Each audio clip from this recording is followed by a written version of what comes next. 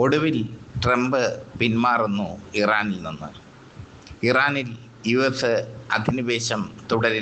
എസിൻ്റെ അധിനിവേശം തുടരില്ലെന്ന് ട്രംപ് വ്യക്തമാക്കി. ആഴ്ചകൾക്കുള്ളിലോ ദിവസങ്ങൾക്കുള്ളിലോ അമേരിക്കൻ സൈന്യം ഇറാനിൽ നിന്ന് പിന്മാറുമെന്ന് ട്രംപ് പ്രസ്താവിച്ചു. വൈറ്റ് ഹൗസിൻ്റെ ഈ പ്രസ്താവന പശ്ചിമേഷ്യ സ്വാഗതം ചെയ്യുന്നു. സമാധാന പ്രേമികൾ സ്വാഗതം ചെയ്യുന്നു. അമേരിക്ക ഇറാനോട് തോറ്റിരിക്കുന്നു എന്നതും ഈ പ്രസ്താവനയുടെ മറ്റൊരു വശമാണ്.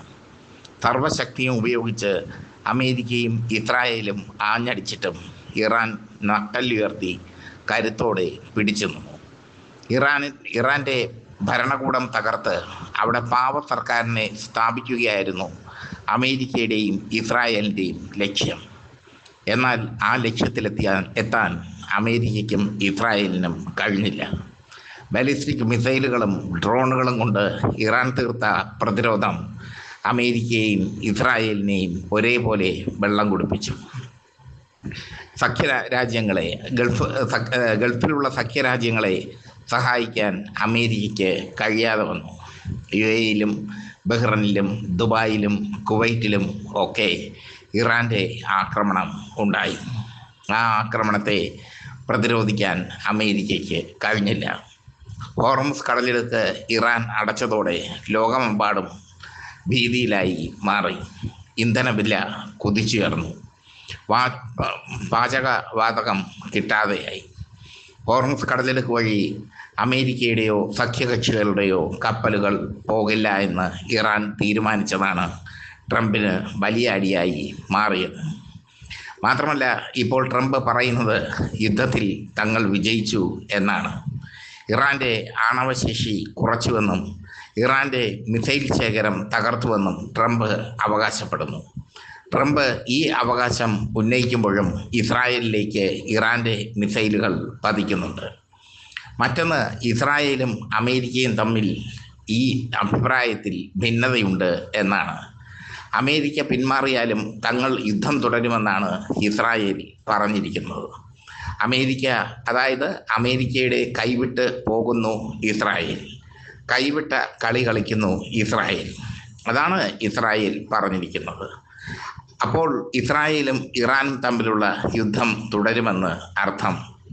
എന്തായാലും ഇറാൻ്റെ ആണവശേഷി തകർത്തുവെന്നും പരിപൂർണമായി തകർത്തുവെന്നും നാവികസേനയ്ക്ക് സാരമായ കേടുപാട് ഉണ്ടാക്കിയെന്നും ബാലിസ്റ്റിക് മിസൈലുകൾ തകർത്തുവെന്നും ഒക്കെ അമേരിക്ക അവകാശപ്പെടുന്നു. ഇത് തോൽവി സമ്മതിച്ചതിൻ്റെ അവകാശവാദമാണ്. ഇറാനുമായി ഇനിയൊരു കരാറിനും ഇല്ലെന്നാണ് ട്രംപ് പറയുന്നത്.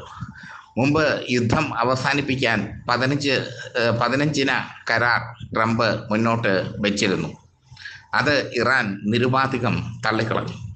മറിച്ച് 5 ആവശ്യങ്ങൾ ഇറാൻ മുന്നോട്ട് വെച്ചു.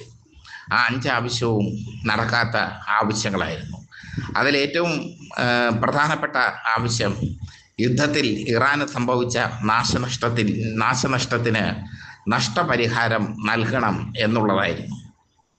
അത് കൊടുക്കാൻ അമേരിക്കയ്ക്ക് ഒരിക്കലും കഴിയില്ല. അങ്ങനെ സംഭവിച്ചാൽ ലോക പോലീസ് എന്ന് അഭിമാനിക്കുന്ന അമേരിക്കയ്ക്ക് തലതാഴ്ത്തി നിൽക്കേണ്ടി വരും ലോകത്തിൻ്റെ മുമ്പിൽ. ചുരുക്കത്തിൽ യുദ്ധം ഇറാൻ ജയിച്ചു, അമേരിക്ക തോറ്റു. വിയറ്റ്നാം യുദ്ധത്തിന് ശേഷവും അഫ്ഗാൻ യുദ്ധത്തിന് ശേഷവും അമേരിക്കയ്ക്ക് ലഭിച്ച ഏറ്റവും വലിയ തിരിച്ചടി. വിയറ്റ്നാമിനെ പോലെയോ അഫ്ഗാനിസ്ഥാനെ പോലെയോ ചെറിയ രാജ്യമല്ല ഇറാൻ. അവർ പശ്ചിമേഷ്യയിലെ വൻ ശക്തി തന്നെയാണ്. അവരുടെ ശക്തി എന്തെന്ന് അവർ തെളിയിച്ചു കൊടുത്തു. ബാലിസ്റ്റിക് മിസൈലുകൾ, ഡാൻസർ മിസൈലുകൾ, ക്ലസ്റ്റർ ബോംബുകൾ എന്നിങ്ങനെ പുതിയ ഇനം മിസൈലുകളുടെ ശക്തി, പുതിയ ഇനം മിസൈലുകളുടെ കരുത്ത് ലോകം അറിഞ്ഞു. ഇതോടെ ലോകത്തിൻ്റെ നെറുകയിൽ ഉദിച്ചുയർന്ന് നിൽക്കുകയാണ് ഇറാൻ എന്ന രാജ്യം. അതിന് അവർക്ക് അവരുടെ നേതാക്കളെ രക്തസാക്ഷികളായി കൊടുക്കേണ്ടി വന്നു. അവരുടെ ആയത്തുള്ള അലി ഖൊമൈനി അടക്കം, പരമോന്നത നേതാവ് ആയത്തുള്ള അലി ഖൊമൈനി അടക്കം നിരവധി നേതാക്കൾ രക്തസാക്ഷിയായി മാറി. പക്ഷേ അവസാന യുദ്ധം അവരുടേതായിരുന്നു. അവസാനം ഈ യുദ്ധത്തിൽ ചേസ് പറയുന്നത് ഇറാനാണ്. അമേരിക്ക തോറ്റിരിക്കുന്നു. ട്രംപ് ഒടുവിലത് പറഞ്ഞിരിക്കുന്നു. യുദ്ധം അവസാനിപ്പിക്കാൻ തീരുമാനിച്ചിരിക്കുന്നു.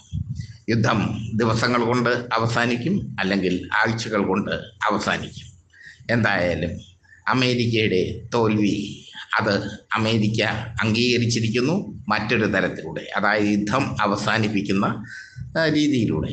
ഇസ്രായേൽ യുദ്ധം തുടരുമെന്നാണ് പറയുന്നത്. അമേരിക്കയുടെ വാക്ക് കേൾക്കാതെ യുദ്ധം തുടർന്നാൽ അതിനുള്ള പ്രതിഫലം ഇറാൻ കൊടുക്കുകയും ചെയ്യും എന്നത് ഉറപ്പാണ്.